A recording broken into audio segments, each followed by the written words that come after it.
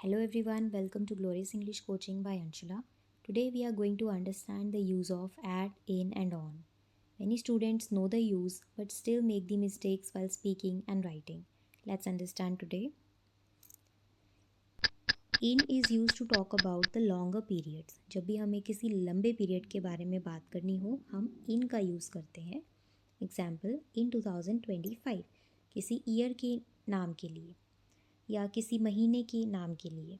In March, in winter, in summer, in the morning, in the afternoon, in the evening. तो morning, afternoon, evening तीनों के लिए भी हम इन का यूज़ करते हैं क्योंकि इनका भी पीरियड थोड़ा लंबा रहता है.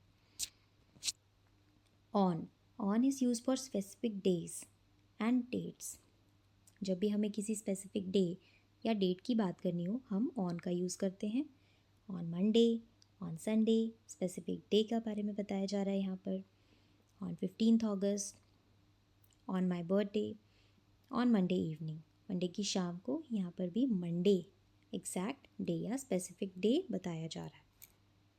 Next is at is use for exact time and very specific points. बहुत ही स्पेसिफिक पॉइंट्स या एग्जैक्ट टाइम के लिए हम एट का यूज़ करते हैं. एग्जैक्ट टाइम जैसे कि at 5 o'clock, at 7:30, at night, at noon दिन के 12 बजे, एट मिडनाइट रात के 12 बजे. तो इन केसेस में भी हम एट का यूज़ करते हैं.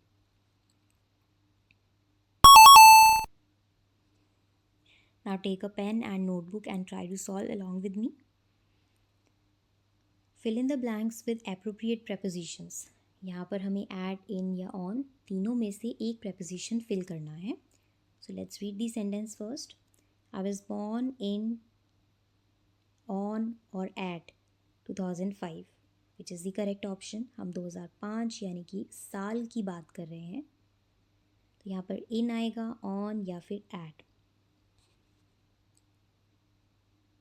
इन इज़ द करेक्ट आंसर क्योंकि हम यहाँ पर साल की बात कर रहे हैं. The meeting is dash Monday. The meeting is on Monday, at और in. Specific day that means on. On is the correct answer. She wakes up dash 6 a.m. On 6 a.m., at 6 a.m. और in 6 a.m. Exact time यहाँ पर बताया गया है. At is the correct answer. We will go to Delhi dash July. हम जुलाई में दिल्ली जाएंगे. महीने का नाम है in. The program starts dash noon.